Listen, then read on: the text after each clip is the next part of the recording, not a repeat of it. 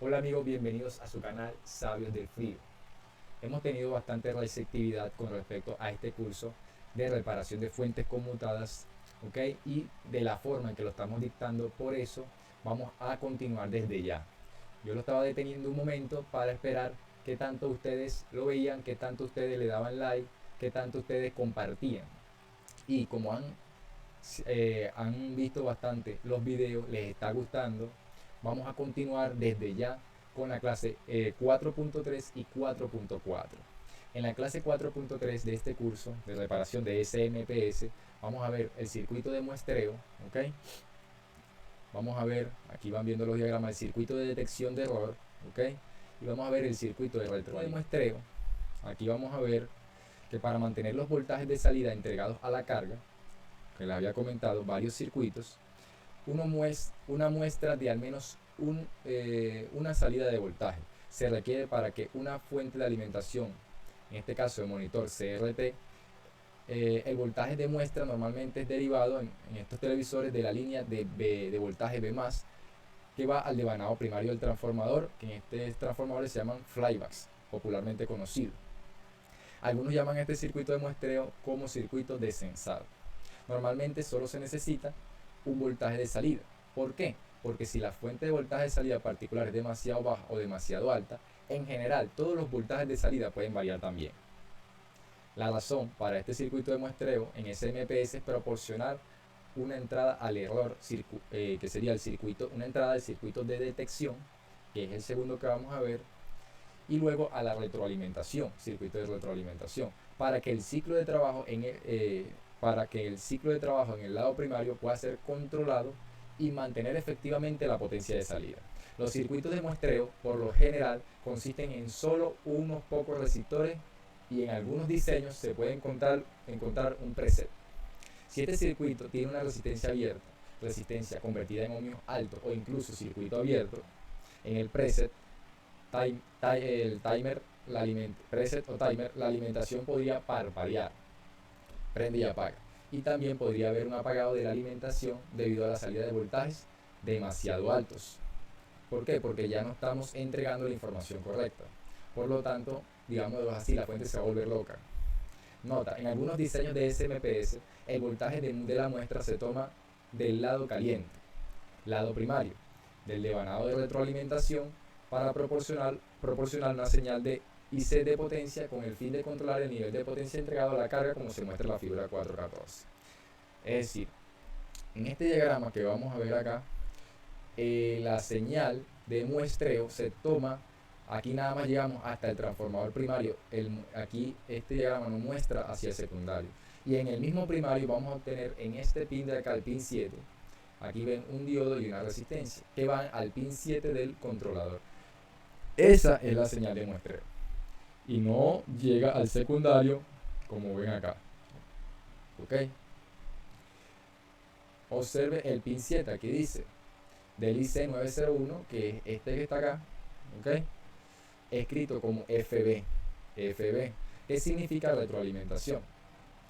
Remontando hacia atrás de este pin te llevará al devanado de retroalimentación en el pin 7 del T901, que es el transformador. Ahora vamos al circuito de detección de error. Ok, básicamente este circuito consiste en un IC con un número de parte TL431. Tenemos que buscar también el datasheet de este circuito integrado, pero eso lo vamos a dejar para otra clase. Ok, ahorita vamos a verlo aquí directo en estos diagramas. Puede ser otro número de pieza, depende de los diseños de la fuente. El TL431 es un IC regulador de derivación de precisión ajustable, y en algunos diseños de SMPS se puede observar también tienen pocos componentes este circuito.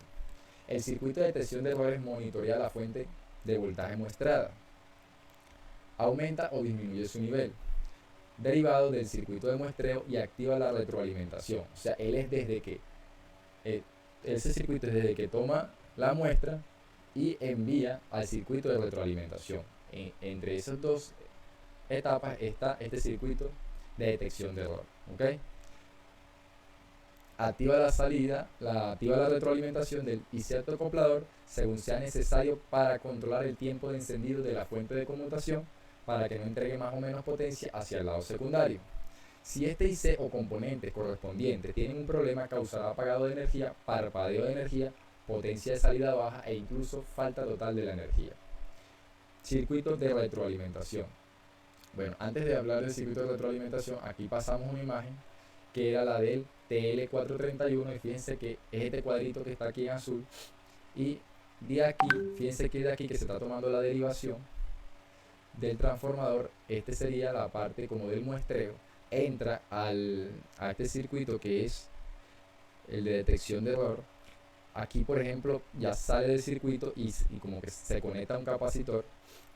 Este circuito, imagínense que estos cables que están aquí son unos pins, ok, y en este pin se conecta del circuito integrado, en este pin se conecta a tierra, en este pin se le conecta un capacitor, en este pin viene el circuito de muestreo, ok, y en estos dos pines acá se conecta hacia el diodo del octocoplador, ok, y el circuito internamente lo que tiene es acá un diodo, tiene una resistencia y un capacitor conectados en esta forma que usted ve acá, ok.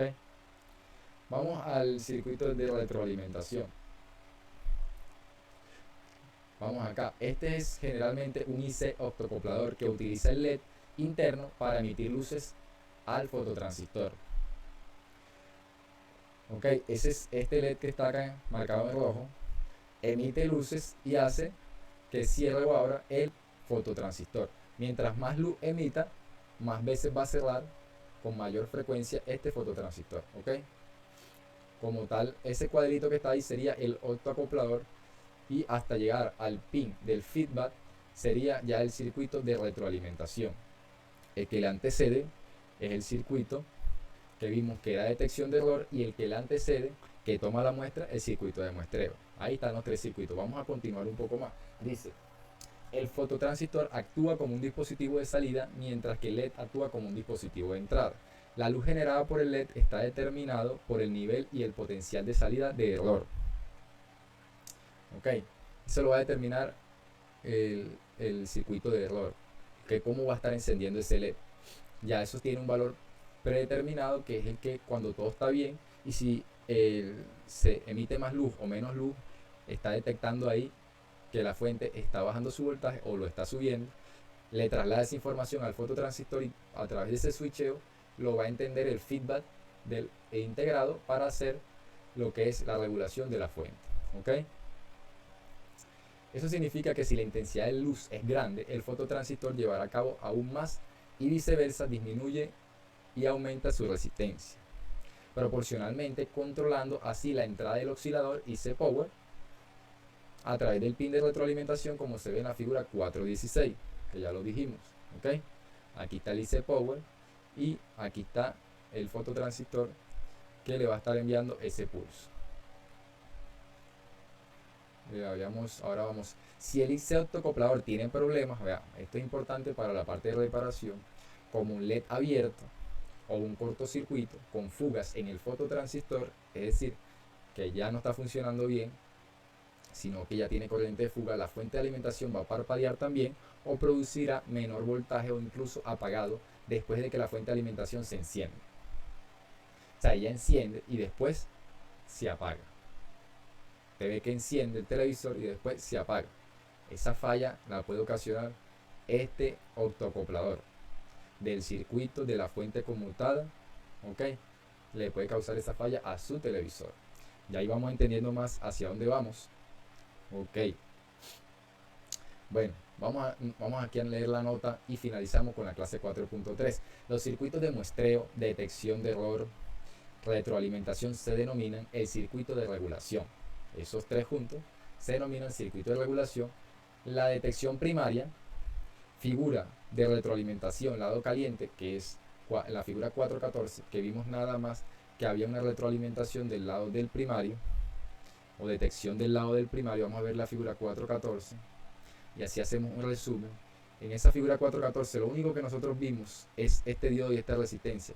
Eso ya formaba todo el circuito completo en este diagrama. O sea, ya en este diagrama no aparece octocoplador y no aparece esa cantidad de componentes, ni siquiera el TL431. Solamente tomaron del primario con un diodo y una resistencia y de eso se envía una muestra al feedback. Ahora vamos a ver. Esos son los circuitos más baratos, pero la regulación de la producción es menos precisa, ¿ok? Y es usada especialmente en el mercado de gama baja, baja potencia, bajo presupuesto. La detección secundaria, el circuito de regulación, es más costoso, ya con el optocoplador, ya con el TL431, ya con esos componentes es más costosa la fuente, pero tiene mayor actuación. Y se utiliza especialmente en el mercado de gama media y gama alta. ¿Ok? Si vieron, bueno, ya sabemos, y si tienen alguna duda de este circuito de regulación conformado por los 3 circuitos que mencioné, déjenmelo saber en los comentarios. Para la siguiente clase, la 4.4, vamos a ver el circuito de protección. ¿Sabes que SMPS tiene uno o más circuitos de protección? Vamos a ver el protección de sobrevoltaje, ¿okay? Contra sobretensiones, y vamos a ver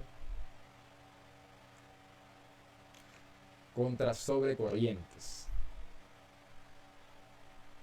Ahí están esas 3 protecciones. Vamos a ver protección térmica a tierra, 4 protecciones. Vamos a ver también el circuito de stand-by en la clase 4.4. Aquí pueden observar, vamos a ver el circuito de stand-by, que es muy importante. Y vamos a finalizar con la corrección del factor de potencia. Esa clase 4.4 vamos a hacer la de todo ese contenido completo, para así ya finalizar con la clase 4 como tal, que eran los 11 circuitos más frecuentes en las SMPS. Nos vemos en la próxima. Suscríbase a mi canal y active la campanita si quiere seguir viendo este curso y todo el contenido que tenemos para ustedes.